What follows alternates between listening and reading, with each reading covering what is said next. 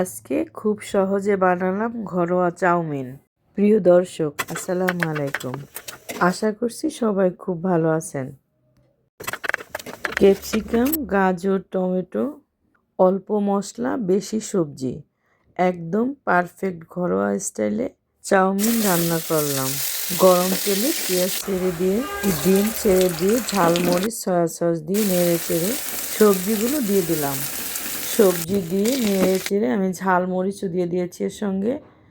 Chowmein ভালোবাসলে like comment দিতে ভুলবেন না।